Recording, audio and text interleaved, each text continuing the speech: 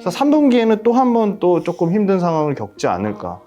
미국 시장 전기차가 5월달 데이터가 다 나쁜 걸로 보이지만 그건 아니다. 테슬라 시장을 다른 완성차들이 점차적으로 지금 뺏고 있다. 그러면 우리 입장에서는 나쁠 건 없다. 왜냐면 워낙 그 우리나라 그 배터리 업체들의 고객사가 다변화되어 있기 때문에 그렇습니다. 네, 여러분 안녕하세요. 그로스 리서치 초대석. 오늘은요, 훈훈한 주식 김지훈 대표와 함께 2차 전지 관련 업황 이야기 자세히 나눠보도록 하겠습니다. 대표님 어서 오세요. 오랜만에 안녕하세요. 뵙겠습니다. 네. 잘 지내셨어요? 네. 네. 자, 2차 전지 이야기 좀 자세히 나눠볼 텐데 2차 전지 관련주들이 시장이 좋든 아니면은 하락을 하든 여전히 좀 내리막길을 걷고 있는 모습입니다. 아직 업황이 터나는 시점은 조금 더 기다려야 되는 건지 지금 이제 다음 주가 되면은 지금 오늘이 6월 마지막 주니까요. 네네. 다음 주가 되면은 6월 전체 수출입 데이터가 나오고 또 그 다음 주가 되면은 2분기 실적 발표가 하나둘씩 발표가 될 거란 말이죠. 그때까지 숫자가 나오는 것을 기다리고 바닥을 확인하고 들어가는 것이 나은 건지 어떻게 보세요? 긍정적인 말씀을 드려서 그냥 기분의 만족감을 느끼는 것보다는 팩트를 전달드리는 게 맞는 거니까 저는 2분기까지도 쉽진 않다. 어려운 상황은 좀 계속될 것이다.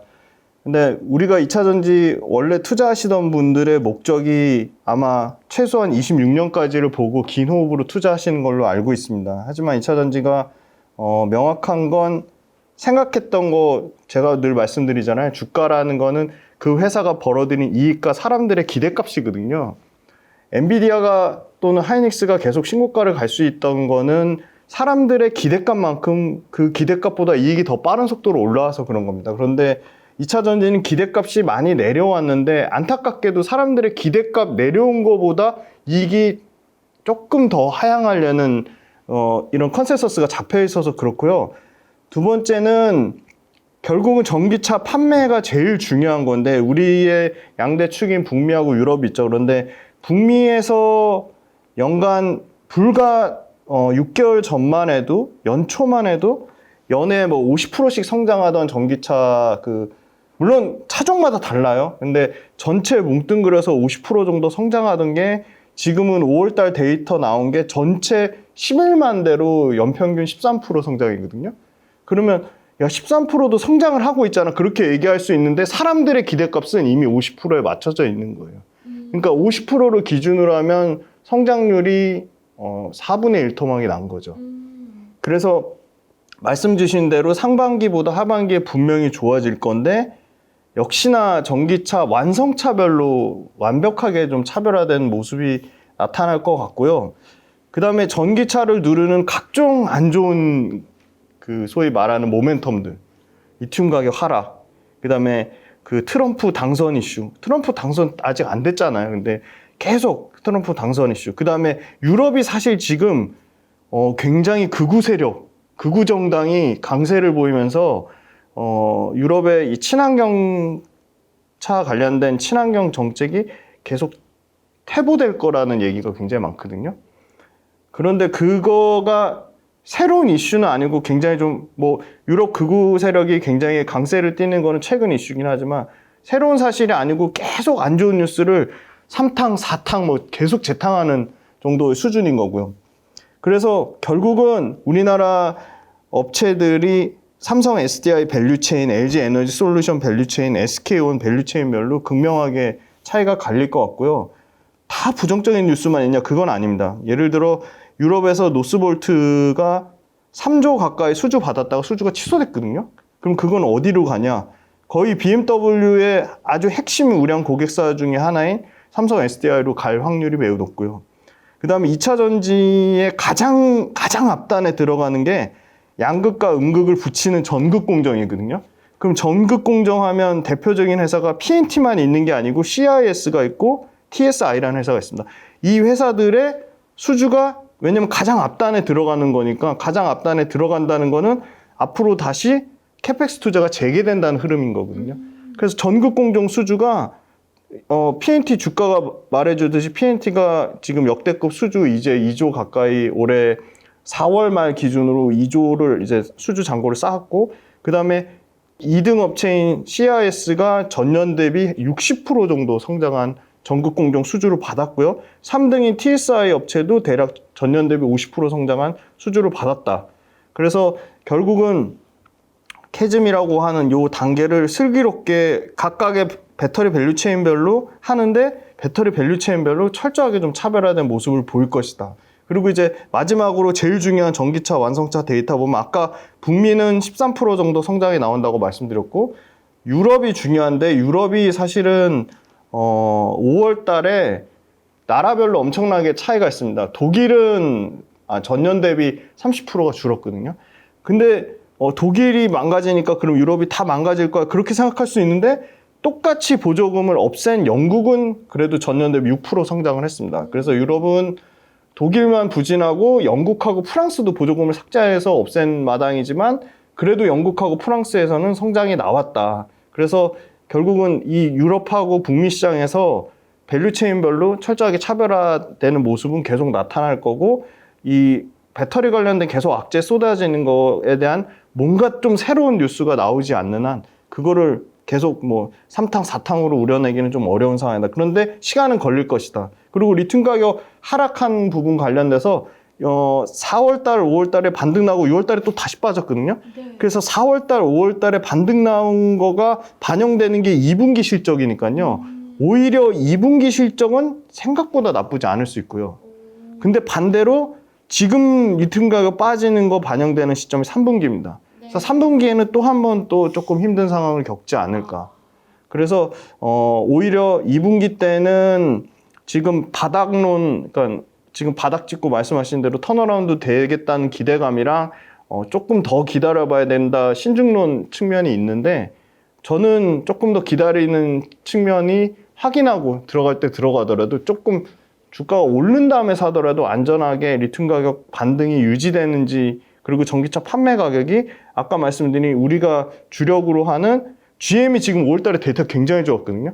GM이 1, 2, 3, 4월 평균치의 50% 증가한 가격인 이제 8,000대 이상을 팔았는데 GM이 원래 예상한 목표 25만 대를 팔려면 월간 2만 대 이상은 팔아야지 연에 25만 대가 되잖아요. 그래서 이게 좀 추이는 좀 더 지켜봐야 된다고 보고 있습니다.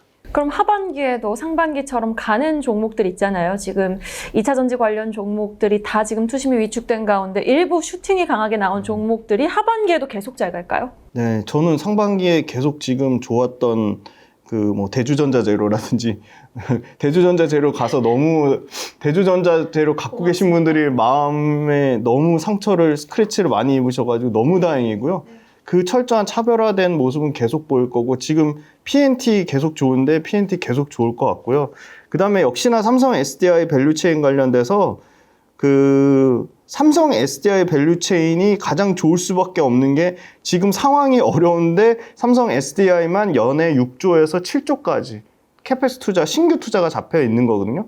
그리고 인디애나에 지금 코모도 공장이 있는 게 원래 25년 양산하는 걸로 24년 말로 땡겼습니다. 예. 그리고 지금 삼성 SDI가 다시 지금 현대기아차 신규 물량, 그리고 SK온 같은 경우도 포드가 잘 안 되니까 바로 현대차로 신규 물량을 하고 있잖아요. 현대기아차 지금 굉장히 잘 나갑니다. 지금 북미에서 지금 역대급 시장 침투율 11.2%까지 올라왔고요.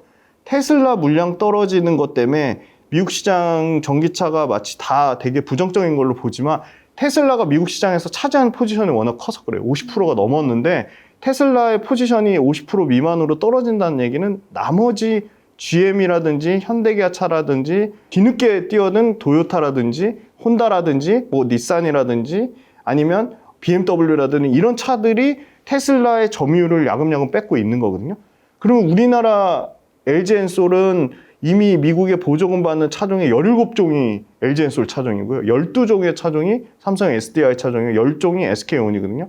그러니까 테슬라가 전체 시장에 차지하는 비중이 크기 때문에 마치 미국 시장 전기차가 5월달 데이터가 다 나쁜 걸로 보이지만 그건 아니다. 테슬라 시장을 다른 완성차들이 점차적으로 지금 뺏고 있다. 그러면 우리 입장에서는 나쁠 건 없다. 왜냐면 워낙 그 우리나라 그 배터리 업체들의 고객사가 다변화되어 있기 때문에 그렇습니다. 네, 알겠습니다. 자, 그러면은 말씀해 주신 것처럼 하반기에 정말 다양한 자동차 제조사들의 전기차 라인업이 확대가 될 전망이고, 무엇보다 기아도 이번에 EV3 내놓으면서 의미 있는 주문량을 네. 기록을 했거든요. 여기에다가 GM도 이코녹스를 내놨는데, 지금 이렇게 다양한 중저가 전기차, 보급형 전기차를 내놓는 것 또한 이 2차 전지 전반적인 업황 투심, 이 센티 개선에 좀 도움이 되는 요소가 아닐까요? 네, 맞습니다. 굉장히 중요한 건데요. 아직도 휘발유차하고 전기차하고 대당 가격이 그러니까 평균 가격입니다. 물론 전기차도 엄청 이제 싼 차가 많이 나오면 점점 떨어질 건데 현재로서는 북미를 기준으로 전기차가 53,000불이고 휘발유차가 진짜 싼 거는 30,000불 미만이니까 평균 가격이 10,000불 이상 차이가 나거든요. 근데 말씀하신 에퀴녹스나 스텔란티스 새로 나온 시트론 EC3 같은 경우는 25,000달러거든요. 엄청 싸고. 보조금 받고. 네, 보조금 받으면 조금 더 싸지겠죠. 네. 그다음에 캐스퍼 EV, 현대차 캐스퍼 EV가 이제 올해 말에 나옵니다. 올해 말에. 캐스퍼 EV 그리고 말씀하신 EV3가 지금 사전 예약됐으면 7,000대가 넘었다고 들었거든요. 근데 그런 차들이 점점 많아지면서 휘발유차의 가격 격차를 줄인다? 그러면 제가 요새 택시 타면은 다 전기차인데 기사분들 물어보면은 너무 편하고 너무 만족도가 높은 거예요. 그리고 또 어떤 걸 얘기하냐면 언론에서 너무 전기차 충전소 별로 부족하지 않은데 생각보다 그렇게 불편하지 않은데 너무 과장하는 측면이 있다 그래서 저한테도 좀 전기차의 장점을 많이 얘기해달라고 하시더라고요. 그 정도로 만족도가 높고 그러면 초기에 그러면 이걸 세팅하는데 비용이 어느 정도 들었냐고 여쭤봤더니 그 충전기 사는 거 있거든요. 그게 한 200만 원 초반이라고 합니다. 그럼 그거 한번 사면 그걸로 집에서도 계속 충전하실 수 있는 거예요. 충전기로. 근데 이제 시간은 오래 걸리는 거죠. 이제 그 충전기 꼽아놓고 이제 다른 일을 해야 되는 상황인 건데 어찌됐건 꼭 충전소 가서 안 하더라도 집에서 인프라가 돼 있기 때문에 충전할 수 있다는 거예요. 뭐 엄청 새로운 아파트에는 이미 다 충전 시설이 들어가고 있고. 그래서 낮은 전기차가 많이 나오면 휘발유차의 가격 경쟁이 줄어들면 그게 굉장히 매력적일 수밖에 없는 거고요. 그리고 전기차 관련돼서 사실은 지금 보조금에 의존해서 굉장히 많이 힘들었잖아요. 근데 이렇게 보조금이 적용되지 않아도 차 자체 가격이 싸면 굉장히 휘발유차랑 붙어볼 만하다. 그리고 최근에 아까 EV3도 말씀 주셨지만 EV3랑 EV4랑 앞으로 나올 캐스퍼 EV가 소위 말한 요새 그 소프트웨어 디파인드 비클이라 가지고 최첨단 자율주행 관련된 그러니까 자율주행 그 전 단계죠. 아다스라고 하죠. 최첨단 운전자 보조 시스템. 그게 EV3도 최신 사양으로 업그레이드가 됐는데 가격은 비싸지 않은 거예요. 그러니까 아다스 사양은 업그레이드가 됐는데 가격은 동일하다는 얘기는 실질적으로는 가격이 오히려 인하한 효과인 거죠. 지금 캐스퍼 앞으로 나올 게 그렇고 아까 말씀드린 GM 에퀴녹스도 그 운전자 보조 시스템, 그러니까 자율주행 기능이 결합된 전기차가 계속 나오고 있거든요. 그러면 이제 전기차 자체의 성능은 계속 좋아지는 거죠. 그리고 원래는 올해 같은 경우는 소비자가 뽑은 것도 전기차를 안 타는 가장 큰 이유가 충전 인프라였고 만드는 완성차 업체 입장에서도 올해 기술적으로 가장 신경 쓰는 게 충전이라고 했는데 불과 작년까지만 해도 소비자들 그 전기차 관련돼서 불편한 상황에 항상 1, 2등으로 꼽히는 게 가격이었거든요. 그래서 그 가격적인 문제가 해결이 되면 상당 부분 휘발유차랑 붙어볼 만하다. 그렇게 보고 있습니다. 네, 알겠습니다. 자, 이렇게 뭐 인프라 부족 이야기도 나오고 있지만 그럼에도 불구하고 전기차 쓰시는 분들은 만족도가 높다라는 말로 좀 정리를 해볼 수 있을 것 같은데 사실 전기차 못지않게 인기를 끌고 있는 것이 지금 하이브리드카거든요. 네네. 지금 이렇게 전기차 캐즘 구간을 극복하는 데 있어서 하이브리드카가 징검다리 역할을 제대로 해주고는 있는데 업황 자체로만 보면은 하이브리드카의 인기가 높아질수록 2차 전지 관련주들의 투심에는 그렇게 썩 긍정적인 영향을 주는 것 같진 않아 보여요. 이 부분에 대해서는 좀 어떻게 생각하세요? 그 일시적인 것 같고요. 하이브리드 카가 잘 팔리니까 최대 수혜를 받는 게 지금 현대차거든요. 현대차, 기아차가 하이브리드 카를 워낙 잘 만들어서 수혜를 받고 있는데 본질적으로 친환경이란 문제를 해결할 수가 없습니다. 이 HEV라고 하는 하이브리드 카가 온실가스 줄이는 게 휘발유 대비 21%밖에 감소를 못 시키는 거예요. 전기차는요? 전기차는 55%가 넘는 거죠. 2배 넘게 차이가 나는 거죠. 그러면 이 지금 소위 말하는 하이브리드 카로 전기차를 대체해서 하이브리드 카로 가면 2030년까지 그 유럽에서 내놓은 친환경 그 기준은 만족을 못 합니다. 더 늘어나겠죠. 2030년이 아니라 2037년, 38년으로 늘어나겠죠. 그래서 상당 부분 그런 부분이 있는 거고요. 일단 친환경이란 대전제 기준을 만족을 못 한다는 게 있고요. 두 번째는 기존의 하이브리드 카를 가장 잘 만드는 도요타도 사실은 새롭게 지금 전기차 신차를 엄청나게 만들고 있습니다. 그 밑단에 완전 후속 주자였던 도요타 혼다가 새롭게 뭐 LG 엔솔이랑 자기네들 자체 파나소닉이 있음에도 불구하고 LG 엔솔이랑 계약을 맺고 양극재 같은 경우는 직접적으로 LG와 계약을 맺으면서 전기차로 보폭을 늘리는 거는 하이브리드 차 자체의 한계성을 느끼는 거죠. 또 그런 측면이 있고요. 하이브리드 차의 가격이 전기차보다 월등히 싸면 매력적인데 실제 하이브리드 차가 전기차보다 그렇게 가격이 싸지 않습니다. 가격적인 가성비 측면에서 떨어지는 측면이 있고요. 그리고 세 번째는 하이브리드 차 관련된 부분이 지금 앞으로 이제 중국에서 그 나오는 자동차랑 배터리랑 밑에 배터리 부품 관련돼서 다 그걸 관세를 매기잖아요. 부품은 지금 25%까지 최대 매기고 자동차는 100%에서 지금 200% 지금 매기잖아요. 그래서 이런 그 관세 인상되는 부분이 기존의 중국 전기차 쌌던 저가의 매력을 급격하게 떨어지는 부분이 있거든요. 유럽은 지금 원래 25% 유지하려고 하다가 상계 관세 적용해서 최대 41%까지 적용하겠다고 했거든요. 그러면 일시적으로 하이브리드 차를 전기차 관련돼서 생산이 중단된 게 아니라 연기되는 수준이니까 그게 그렇게 막 그 완전히 친환경이 차로 가는 대세를 막기에는 좀 어렵다고 보고 있습니다. 네, 알겠습니다. 이 캐즘 구간이라든지 뭐 이런 걸로 인해서의 일시적인 인기 현상일 뿐이지 우리가 전반적으로 좀 중장기적으로 좋게 볼 건 아니다. 하이브리드 카를 이렇게 말씀을 해주셨습니다. 자, 그럼 2차 전지 섹터 전반 해가지고 점검을 해봤을 때 양극재는 진짜 쉬어가는 게 맞아요. 그런데 일부 정말 음극재라든지 뭐 도전재 그리고 CNT 도전재 쪽, 전구체, 뭐 전액 이런 쪽에서 일부 관련 종목들이 슈팅이 강하게 나오고 있거든요. 이러한 현상은 좀 어떻게 바라보고 계세요? 결국은 전기차가 소비자의 선택을 받아야 되는 문제인데 제일 중요한 게 소비자니까 소비자가 선택을 해줘야 되잖아요. 소비자 선택 관련돼서 미국 전체 전기차의 가장 비중이 큰 주가 어딘지 아세요? 어디예요? 캘리포니아가 압도적인 1등이거든요. 전기차 네. 선호도가 가장 높은 주가. 그러면 캘리포니아만 전기차를 팔 수는 없잖아요. 그렇죠. 그 밑에 이제 제2의 캘리포니아, 제3의 캘리포니아를 찾아야 되잖아요. 근데 그 이놈의 캘리포니아가 미국 전체 전기차에 관련된 급속 충전기와 공공 충전기와 충전소를 다 캘리포니아에 몰빵돼 있어요. 급속 충전기 전체 미국 충전기의 28%가 캘리포니아에 다 있어요. 그만큼 전기차가 많으니까 캘리포니아 주에. 아, 그런 건 아니죠. 아, 그래요? 네. 그냥 그 인프라가 글로 조금 몰려서 쏠려서 잡힌 현상이 있는 것 같아요. 아마 그쪽이 전기차에 어떻게 보면 가장 먼저 선두로 치고 나면서 선점 효과를 누린 측면도 있는데 골고루 이게 분산이 돼야 되는데 너무 캘리포니아에 집중된 거예요. 그래서 이 전체 충전소의 25%가 캘리포니아에 쏠려 있고 전체 고속 충전기의 28%의 캘리포니아 쏠림 현상이 너무 심하다 보니까 캘리포니아만 전기차가 성장할 수는 없잖아요. 그래서 바이든이 2030년까지 충전기 50만 대를 모든 미국 주에 골고루 50억 달러를 투자해서 충전기 50만 개를 당장 설치해라. 5월 달에 그게 발표가 났거든요. 근데 일단 돈이 50억 달러로는 택도 없어요. 50만 개를 설치하려면 150억 달러가 필요하거든요.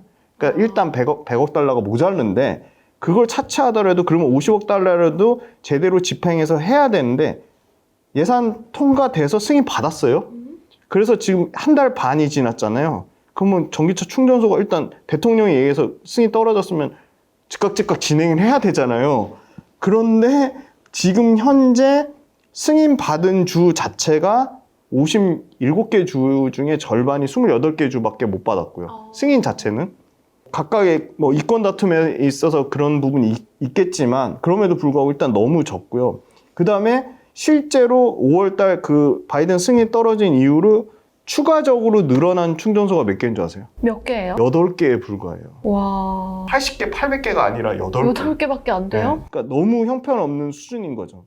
이게 폭증하게 늘어나야 되는데, 그래서 미국 소비자들한테 성인들 대상으로 앞으로 지금 갖고 있는 차를 전기차로 바꾸겠습니까? 하고 데이터를 조사를 했어요. 제일 중요한 데이터. 그래서 향후 지금 미국은 워낙 땅덩어리가 크고 이동거리가 머니까, 자, 충전기가 없다는 가정하에 공공충전 인프라가 내가 살고 있는 지역에서 1.6km 안에 있는 사람들의 47%가 당장 다음 차를 전기차로 바꾸겠다고 했고요. 그 바로 다음 거리 1.6km에서 3.2km 사이에는 확 떨어집니다. 앞으로 전기차를 다음 차로 바꾸는 거가 38%에 조금 떨어졌죠. 근데 내 집에서 충전소의 거리가 3.2km 이상 되는 사람들 24%까지 떨어집니다. 엄청나게 떨어지는 거죠. 그래서 미국 소비자의 86%가 당장 급속 충전할 수 있는 고속 충전기를 설치해 주든지 충전소를 깔아달라고 해서 이게 계속 충전에 대한 게 엄청나게 중요해질 수밖에 없는 거고요. 그래서 제가 계속 말씀드린 충전소가 빠르게 인프라가 안 구축되면 당장 전기차 자체의 충전 성능이 좋아지면 된다. 그러면 2등 궁금하잖아요. 2등. 캘리포니아가 압도적인 1등이니까 2등 어딜까요? 텍사스? 네, 맞습니다. 오. 트럼프의 엄청 지지 텍사스. 네, 텍사스가 압도적인 2등인데요. 그럼 트럼프도 쉽게 2차 그렇죠. 전지 관련해가지고 못 건드리죠. IRA법 쉽게 이미 건드리지 혜택을 너무 못하겠네요. 많이 받았어요. 정확합니다. 텍사스 2등인데 어떻게 맞추셨지? 이거 굉장히 어려운 질문이었는데 텍사스가요. kel 리포니아랑 몇 프로 차이 나는지 아세요? 몇 프로 차이 나요? 캘리포니아가 아까 27%, 28% 충전기 인프라가 갖춰져 있다고 했잖아요. 텍사스 6%, 6%. 4배 차이가 나는 되게 거예요. 열악하네요. 너무 열악한 거예요. 그럼 텍사스가 6%면 텍사스 밑단에 있는 도시가 플로리다 이제 제2의 캘리포니아를 노리는 전기차 잠재 지역, 뉴욕, 오하이오주, 그다음에 펜실베니아, 일리노이, 조지아 이런데 다 아주 유력한 전기차 이제 차세대 제2의 캘리포니아를 노리는 지역, 텍사스 포함해서 이런 데는요, 텍사스가 6%면 나머지는 3% 미만이라는 겁니다. 어마어마하게 충전이 시급한 상황인 거죠. 미국 상황이 그렇고 유럽은 2030년까지 3,300만 대 전기차를 이제 보급할 건데 2030년 기준입니다. 그러면 충전기가 2,800만 개가 필요해요. 그럼 한 주에 8,000개씩 전기차 충전소가 설치돼야 되는데 지금 현재는 3,000개도 안 되게 설치되고 있어요. 한 주에 2,000개 정도니까 4배 이상 더 성장해야 되는 거예요. 그래서 유럽을 봤더니 유럽의 전체 공공 급속 충전기가 8.2만 대가 있대요. 그럼 이게 얼마나 적은 수준이냐면 중국의 7%밖에 안 되는 거예요. 그러니까 아직도 유럽하고 미국은 중국 정도 수준만 올라오려고 해도 8배씩 충전 시장이 성장해야 되는 거죠. 그런데 지금 그 유럽은 오스트리아나 프랑스나 이런데 그 국가가 전기차 충전소 승인해 주는데 12개월 이상 1년 이상 소요되는 거예요. 그러니까 충전소 딱 그 지으려고 해도 너무 시간이 오래 걸려요. 그리고 두 번째는 아주 이 충전소 사업자들의 그 수익을 깎아먹는 게 최대 사용 전기량 기준으로 이 요금을 산정한대요. 최대 사용 전기량. 그러면 예를 들어 전기차 충전 사업자가 한 달에 한 번만 급속 충전을 해버리면 최대 전기 사용량을 이미 피크를 찍어버리는 거예요. 그러니까 수익성이 보증이 안 되는 거예요. 그러니까 충전소를 많이 만들려면 충전 사업자한테 인프라를 제공해 주는 거 외에 세제 혜택을 주든지 아니면 이렇게 아주 불합리한 뭐 최대 사용 전기량 기준 요금 산정을 조정하든지 없애든지 해야 되는데 그런 부분이 불합리하니까 충전 사업자가 안정적으로 수익성 확보가 안 되니까 정부에서 야 유럽에서도 그렇고 북미에서도 그렇고 만들어 해도 안 만드는 거죠. 왜냐면 충전 사업자 입장에서는 수익성이 확보가 안 되니까. 그런 측면이 있기 때문에 지금 선두권자 독일과 영국을 제외한 유럽에서 이제 제3 유럽의 순위 중에 뭐 3등, 4등 해당한다는 나라가 프랑스가 있고 스페인이 있고 이태리가 있고 폴란드가 있거든요. 이게 후순위 국가들이에요. 이제 전기차 앞으로 폭풍 성장할 4위, 6위권 나라인데 스페인, 이태리, 폴란드 야 그거 정부에서 승인하는데 시간 너무 오래 걸려.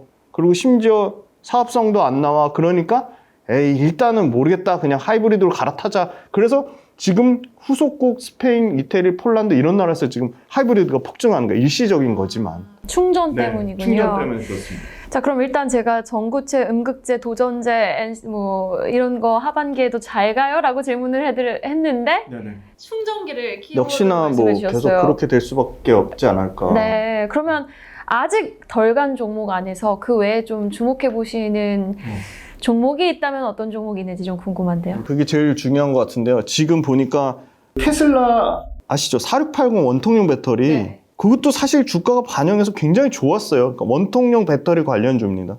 원통용 배터리 관련주가 상당히 좋았는데 4680 배터리 관련돼서 테슬라에서 조금 주춤한 거예요. 자기네들 예상한 캐파의 20%도 안 되는 수준까지 너무 떨어지는 거예요. 그러니까 급하게 파나소닉하고 LG 엔솔에 원통용 배터리 만들어줘 했죠. 그러니까 뒤늦게 LG 엔솔, 파나소닉 말고 나머지 업체들 사실 원통용을 안 하는 SK온도 지금 원통용 하겠다고 하고 삼성 SDI는 원래 각형입니다. 각형. 근데 원통용 하겠다고 해서 삼성 SDI, LG 엔솔, SK온 3사의 원통용 배터리 양산 시점이 막 1년, 2년씩 당겨지는 거예요. 테슬라가 요구하니까. 그래서 가장 빠르게 LG 엔솔이 이제 한 달도 안 남았네. 8월 초에 원통용 배터리 양산을 해요. 아마 어디라고 안 밝히는데 테슬라랑 규격이 똑같아요. 4680이니까. 그래서 테슬라가 유력하기 때문에 원통용 배터리가 당연히 수혜를 받을 수밖에 없고 파나소닉이 경쟁자긴 한데 최근에 파나소닉 굉장히 무서운 얘기를 했어요. 어떤 얘기냐면요. 전기차 시장을 예측하는데 사실은 SN 리서치는 뭐 중국하고 뭐 연관된 거 아니어서 뭐 욕을 많이 먹으니까 SN 리서치 많이 거기 데이터 쓰지만 거기 말고 EV 볼륨즈라는 데가 있고요. 그 다음에 BNEF라고 블룸버그 뉴 에너지 파이낸스라고 있어요. 거기서 추정한 거는 2030년에 북미 시장이 전기차 침투율 50%는 될 거다. 2030년에. 2030년이에요. 지금은 몇 프로예요? 지금은 북미 시장 11%도 안 되죠. 9.7% 요 정도 됩니다. 그런데 50%를 예상했는데 이 파나소닉 요놈들이 보스턴 컨설팅 그룹의 컨설팅 업체 BCG랑 같이 최근에 어떤 보고서를 냈는데 북미 시장 지금 분위기 봐서는 뭐 만약에 트럼프 되고 이러면 그거 IRA 법안 다 뒤집고 2030년까지 50% 힘들어 30%라고 얘기를 해놓은 거예요. 그래서 지금 2차 전지가 뒤집어진 그 부분도 있거든요. 그러면 2030년에 30%가 된다. 그러면 지금 LG 엔솔, 삼성 SDI, SK온이 북미 시장에 805기가와트 지금 총 캐파 세 개 합산. 그럼 이거 완전 공급가인 되거든요. 아마 2030년에 30% 만약에 침투율 된다 그러면 2026, 7, 8 가장 우리가 기대하는 요 3년에 그러니까 공급가행이 최소 20에서 30% 이상 될 수 있다. 그러면 굉장히 업황이 어려워지는 거죠. 그러니까 그거는 물론 파나소닉이 일방적인 주장이긴 한데 그런 부분이 있었거든요. 그래서 어찌됐건 간에 원통용 배터리뿐만이 아니라 파나소닉이 지금 거의 테슬라 몰빵 올인했다가 지금 살짝 발을 빼서 테슬라 일부 물량을 줄여서 자기네들 자국의 일본 쪽으로 선회를 하고 있습니다. 근데 그 틈을 당연히 테슬라 입장에서는 4680 원통용 배터리가 자기네들 자체적으로 해서 안 되니까 지금 자체적으로 뭐 한다고 했다가 실패하는 데들이 완성차 업체들이 수두룩해요. 그러니까 그만큼 무슨 말이냐면 전기차 자체는 만들기는 쉬운데 배터리 만들기 어렵다는 겁니다. 그러니까 지금 선두권에 있는 업체들이 시장을 더 독점할 가능성이 매우 높고요.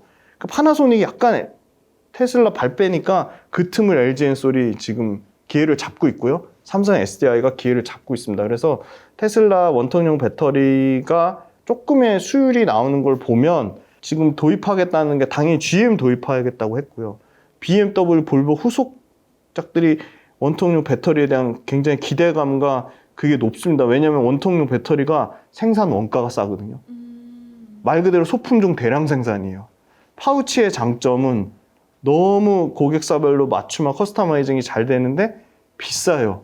그러니까 LG 엔솔 파우치 갖다 쓰면 SK온 거 파우치 못 쓰는 거예요. 호환이 안 되잖아요. 근데 이거는 LG 엔솔 원통 쓰면 4680 규격만 맞추면 삼성 SDI 원통 써도 되는 거죠. 원가 절감이 17%에서 20% 가까이 된다는 거예요. 그러니까 모든 제조업체들은 생산 원가 절감, 공정력 신의 모든 그거거든요. 그러니까 로봇이 잘 될 수밖에 없는 게 인건비 줄여서 로봇으로 다 대체하면 배터리 업체들의 수익률이 올라갈 겁니다. 그래서 네. 아시죠? SK온에 이미 국내 T로보틱스가 라인 9개 중에 1개 이미 들어갔어요. 그럼 아마 원가 엄청나게 혁신되고 공정 절감될 겁니다. 그래서 결국 원통형 배터리가 아마 상당 부분 지금 기존에 잠식하고 있던 각형과 파우치의 점유율을 뺏어올 확률이 높고요. 현재로서는 압도적으로 각형이 1등이고 뭐냐면 안정성이 너무 뛰어나기 때문에. 그 다음에 2등인 파우치, 3등이 원통인데 파우치와 원통형의 격차는 점점 줄어들고 있고요. 각형도 여기서 더 늘어나지 않고 있어요. 왜냐하면 각형을 고집하는 유럽의 명차들이 아까 말씀드린 BMW, 폭스바겐 이런 아우디 이런 회사들이 우리도 원통형 적극 도입하겠다고 했다. 잘 되면 원통형 배터리가 엄청 이제 그 밑단에 있는 수혜주들이 같이 가는데 그 원통형 배터리 만드는데 필요한 소재가 니켈 도금 강판입니다. 얘기가 길어졌는데 근데 니켈 도금 강판 할 수 있는 회사가 우리나라에 TC스틸하고 동국산업밖에 없습니다. 근데 해외로 보면 일본의 토요코안이라는 데가 있고 니폰 스틸이라는 데가 있거든요. 그 다음에 인도의 타타 스틸이라는 데가 있고요. 근데 TC스틸이 압도적이에요. 글로벌 1등이에요. 왜냐하면 생산 캐파를 작년에 1,100억을 들여서 2배, 2.5배 늘려놨거든요. 기존에 8만 톤이면 세계 3위권이었는데 지금 20만 톤으로 늘려놨거든요. 그럼 20만 톤이면 아까 선두권, 세계로 보면 선두권에 있는 회사들이 토요코안이라는 회사는 니폰 스틸이라는 데인데 토요코안이랑 니폰 스틸 합쳐서 20만 톤이 안 됩니다. 18만 톤이에요. 근데 두 개에서 합친 것보다 더 큰 캐파니까 그러면 그게 숫자로 찍혀야 되잖아요. 당장 올해부터 찍힙니다. 왜냐면 작년 8월 달에 양산 성공해서 지금 양산하고 있으니까요. 근데 이미 TC 스틸은 삼성 SDI랑 LG 엔솔 지금 4680 전 2170에 이미 납품한 이력이 있습니다. 그러니까 삼성 SDI도 고객사, LG 엔솔도 고객사, 글로벌로 캐파 1등. 그러니까 원통용 배터리 어떻게 보면 최대 수혜주고요. TC 스틸이 만드는 니켈 도금 강판에 원자재가 있을 거 아니에요. 그렇죠. 원자재를 석도 원판이라고 해요. 석도 BP라고 하거든요. 근데 석도 BP를 또 아무 데서나 못 만들어요. 우리나라에 만들 수 있는 데가 딱 세 군데거든요. 포스코 홀딩스가 만들고요. 네. 그 다음에 KG 스틸이라는 데가 만들고요. 네. 신화 다이나믹스 이 세 군데가 만듭니다. 그러면 이 정도 20만 톤 캐파를 댈 수 있는 데는 포스코 홀딩스밖에 없습니다. 근데 포스코 홀딩스가 TC 스틸에 거의 독점으로 속도 원판을 줍니다. 다른 데 안 줍니다. 그래서 지금 후속주자 동국산업 얘기 많이 하시는데 동국산업이 내년 양산되는데 캐파 차이가 3배 넘게 차요. 동국산업이 아마 자기네들 목표는 9월 달까지 내년 9월 달까지 뭐 9만 톤 얘기하는데 이미 여기는 20만 톤 캐파가 지금 돼 있잖아요. 네. 그래서 아마 이게 숫자로 올해 2,300억, 내년에 3,700억, 내후년에 4,800억 이렇게 그냥 50%씩 늘어나는 구조. 왜냐면 지금 TC 스틸은 니켈 도금 강판 매출이요 20% 언더로 잡혀 있어요. 그냥 기존에 그거예요. 그 음료수 캔이나 그 있잖아요. 그 음식료 캔 거기 들어가는 주석 도금 강판이 거의 70% 매출이거든요. 네. 생활 식음료에 들어가는 거는 마진이 뭐 8% 이러면 니켈 도금 강판은 독점이니까 마진율이 20%가 넘어가는 거죠. 그러니까 그냥 회사가 질적으로 좋아지는 거죠. 근데 욕을 먹었던 이유는 한 가지입니다. 고점 주가 오르니까 특수관계, 최대주주 특수관계인데 주식을 막 팔아요. 나노신소재도 최대주주 특수관계 주식 팔아서 박살났잖아요. 맞아요. 그래서 TC 스틸 최근에 주가가 어려웠던 게 업황이 나쁘다기보다 꼭지점 주가 조금 오르면 뭐 그 특수관계인들 주식 파는 것 때문에 그런 부분이 있었습니다. 네, 맞습니다. 일단 하반기에는 또 TC 스틸과 포스코 홀딩스 업황이 절대 나빠진 네. 것이 아니니 숫자는 분명히 찍힐 여력이 있는 기업들이니 우리가 지켜볼 필요가 있다라는 말로 좀 정리를 해볼 수 있을 것 같고요. 자, 그러면 일단 하반기 전반적인 2차 전지 관련주 투자 전략을 한번 들어보도록 하겠습니다. 지금 분명히 갖고 계시면서 힘들어하시는 분들 너무 많으실 것 같고요. 아니면 지금을 좀 저점 매력 구간으로 좀 살펴보면서 매수 타이밍 잡으시는 분들도 있을 거란 말이죠. 투자 전략 좀 제시해 주세요. 일단 현금이 이미 다 물려서 현금 없어 그 얘기 하시는 분들이 많아서 그런데 결론적으로 얘기하면 어찌됐건 내가 2차 전지 업황은 좋은 건 아는데 어떻게 보면 내 그 매수 매도 전략에 명확한 기준이 없어서 비싸게 사신 분들은 냉정하게 비교를 해보시는 거예요. 아까 2차 전지 시장이 코스피가 대략 2200조고요. 코스닥이 한 400조니까 2600조예요. 근데 2차 전지가 470조에서 원래는 500조까지 갔다가 지금 많이 내려와서 470조면 전체 코스피 코스닥 시장 합친 2,600조 시장의 거의 20%가 되는 거죠. 엄청나게 큰 시장이에요. 반도체 다음으로 큰 시장이에요. 그러면 계속 반도체하고 매력도를 비교해 보시는 거예요. 근데 반도체가 24년도에 너무 실적이 삼성전자, 하이닉스, 뭐 한미반도체 뭐 말도 못하게 실적이 좋아지니까 그거 주가에 반영돼서 다 땡겼죠. 그 올해 실적을. 그러면 24년도 실적보다 25년도 실적이 더 좋아야지 거기서 더 주가가 갈 확률이 높은 거거든요. 그러니까 이렇게 생각하시면 돼요. 엔비디아가 계속 가는 이유는 주가 80% 올랐는데 이익이 400% 늘어난 거예요. 하이닉스 주가 50% 올랐는데 이익이 내년에 100% 늘어난대요. 그럼 여력이 있는 거죠. 그렇게 보시면 되거든요. 심플하게 보면. 근데 2차전지는 50% 이상 반토막이 났어요. 근데 내년에 이익 100% 늘어난대요. 그러면 주가 내려간 거가 아까 이익에 대한 기대값, 물론 상반기에는 이익에 대한 기대값이 실제 이익 떨어지는 것보다 더 떨어지니까 더 내려왔던 거고요. 근데 이익에 대한 기대값은 이미 사람들이 다 실망해서 많이 손절치고 떨어졌으니까 여기서 이익의 기대값이 떨어졌는데 이익에 대한 추정치, 한 주가 벌어들이는 EPS가 올라온다? 그럼 가장 베스트 인 케이스거든요. 사람들 기대값 낮은데 이익은 올라온다? 그게 반도체보다 훨씬 좋아야죠. 왜냐하면 반도체는 올해 이익이 워낙 좋았으니까 내년에도 이익이 좋을 거라는 기대감은 이미 상당히 높이 올라온 상황이거든요. 그래서 제일 중요한 건 상대적인 매력도인데 내 판단이 그래도 2차전지보다 반도체가 실적이 더 좋아질 거야 라고 하면 지금이라도 2차전지 다 팔고 반도체로 가는 게 맞고요. 근데 나는 반도체는 이미 내년 것까지 다 반영해서 땡긴 것 같은데 주가가. 근데 2차전지는 이익에 대한 기대값이 계속 떨어져가지고 지금 여기가 이익에 대한 기대값 여기보다 더 바닥은 없을 것 같아요. 최근에 22년도 수준까지 PER이 내려왔어요. 전체 평균. 물론 일부 양극재, 포스코 퓨처, 뭐 코스모 신소재 이런 회사들은 평균 22년도 평균보다 훨씬 20%, 30% 프리미엄 받는데 전체 배터리 밸류체인들 평균 PER이 폭등 나온 게 23년이잖아요. 그 22년 전 수준까지 평균치가 내려왔어요. 그만큼 밸류에이션 부담이 떨어졌다는 겁니다. 그래서 밸류에이션 부담 떨어졌으니까 그럼 내년에 실적 좋을 건가? 그렇게 가면 되는데 그렇다고 지금 주도주로 그나마 2차전지에서 주도주로 가는 PNT나 대주전자재료나 엔캠이 꺾여서 다른 양극재로 간다? 그건 아닐 것 같아요. 솔직히 말씀드리면. 지금 당장은 네네, 아니다. 네. 시간이 조금 더 필요한 부분이 네. 있지만은 그래도 분명히 밸류에이션 매력도로 봤을 때는 매력적인 구간은 맞다. 맞습니다. 네. 하지만 숫자가 나오는 부분 또 추가적으로 우리 미국 11월 대선이 그쵸. 예고되어 네, 있는 네. 만큼 뉴스가 많이 나올 수 있으니까 우리가 그것을 찬찬하게 꼼꼼하게 살펴가면서 투자 전략을 좀 조심스럽게 짜볼 필요가 있다라는 말로 정리를 해볼 수 있을 것 같아요. 네. 그리고 반도체하고 상대적인 매력도를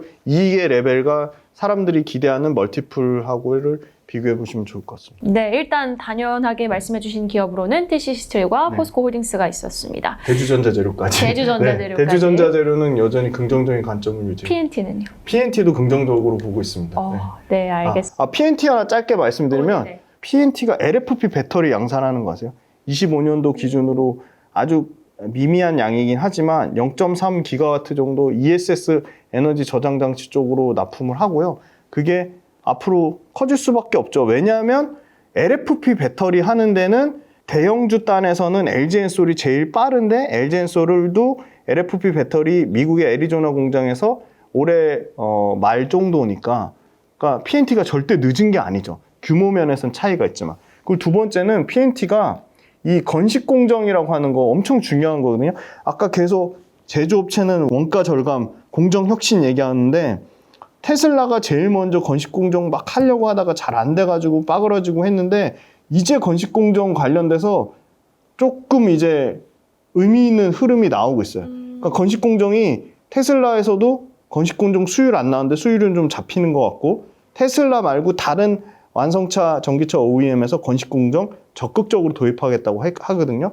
근데 건식 공정 장비를 PNT가 수주로 받은 거죠. 어디라고 밝히진 않았지만. 테슬라는 아닌 것 같고요. 다른 완성차 업체 받았는데 건식 공정이 폭풍 성장할 수밖에 없는 게요. 건식 공정이 생산 원가를 일단 17% 이상 절감을 합니다. 안 쓸 이유가 없는 거죠. 근데 왜 적용을 못했냐? 수율이 안 나와서 그랬습니다. 근데 지금 수율을 잡고 있는 과정 중에 있다는 거고요. 두 번째는 그 양극재, 음극재 공정 바를 때 바인더를 쓰거든요. 바인더 때문에 두꺼워가지고 양극재, 음극재를 많이 못 발라요. 근데 이 건식공정 쓰면 바인더가 필요가 없어요. 그냥 바인더 없이 양극재, 음극재를 바르니까 양극재, 음극재 많이 바른다는 건 무슨 얘기죠? 에너지 밀도가 확 올라간다는 겁니다. 그러니까 같은 공정 대비 에너지 밀도가 훨씬 좋아져요. 그런데 생산 원가가 17%나 절감이 돼요. 그리고 습식 공정, 지금 다 습식 공정이거든요.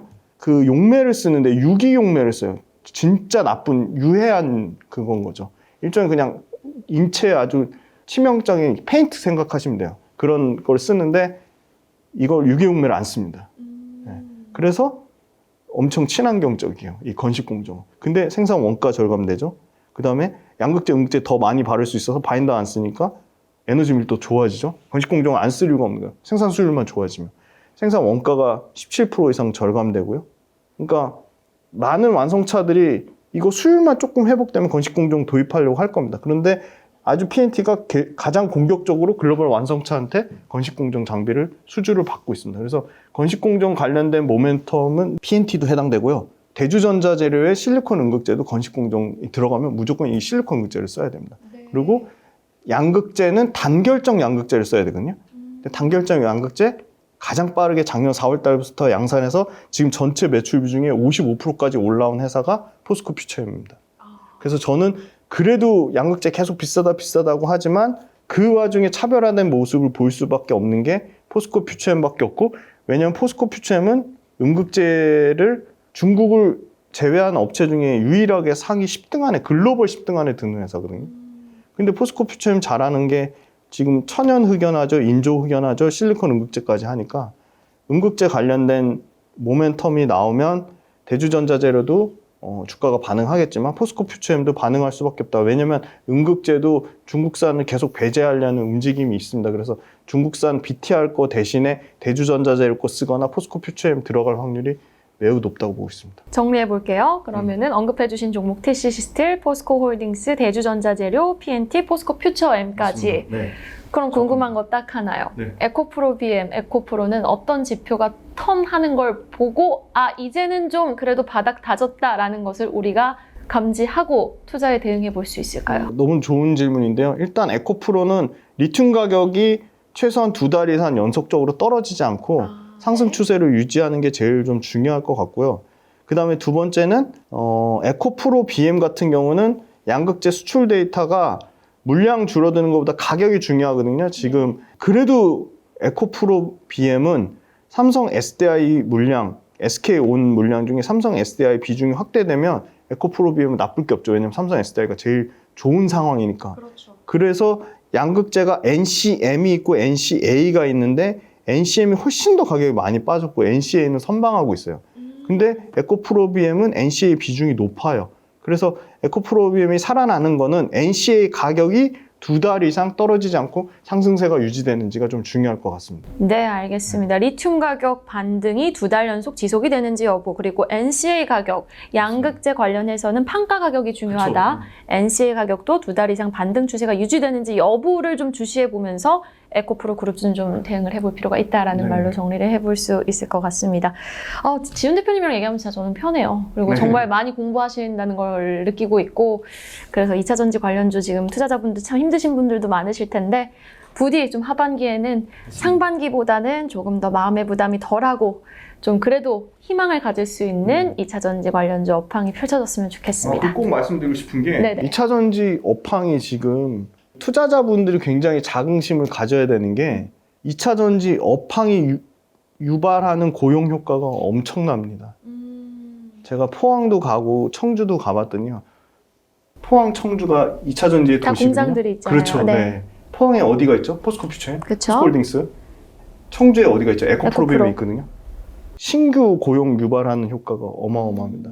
그래서 미래 산업은 확실하네요. 맞습니다. 네, 그래서 포항에 그 이강덕 시장이 직접 나서서 포항은 2차전지의 도시다 하고 할 정도로 시장들이 직접 정부에서 나서고 있습니다. 그래서 사실은 좀 자부심을 가지고 이 2차전지 내가 투자하는 게 주식으로 수익 내는 것도 있지만 진짜 국가 경제에 이바지한다고 하시면 될 것 같아요. 왜냐하면 에코프로가 무슨 대기업에 하는데 벌써 신입 사원을 7기를 뽑더라고요. 그리고 어마어마하게 많이 뽑고요. 직원들한테 자사주 주고 굉장히 에코프로 그룹 외적으로도 사실은 이 경제에 굉장히 선순환하는 효과를 고려하면 주가 떨어져서 너무 멘탈적으로 힘드시고 이렇게 뭔가 누구 이렇게 욕할 거리 찾으시지 마시고 몇 개 안 되잖아요. 반도체하고 2차전지 말고 글로벌로 우리가 잘하는 산업이 솔직히 냉정하게 얘기하면 그렇게 많진 않잖아요.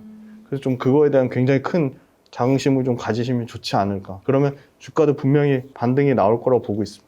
맞아요. 주가는 또 사람의 심리니까요. 네, 맞습니다. 네, 2차전지 관련주 투자자분들 하반기 부디 힘을 내시길 바라겠습니다. 자, 그로스 리서치 초대석 오늘은요 훈훈한 주식 김지훈 대표와 이야기 나눠봤습니다. 대표님 고맙습니다. 감사합니다.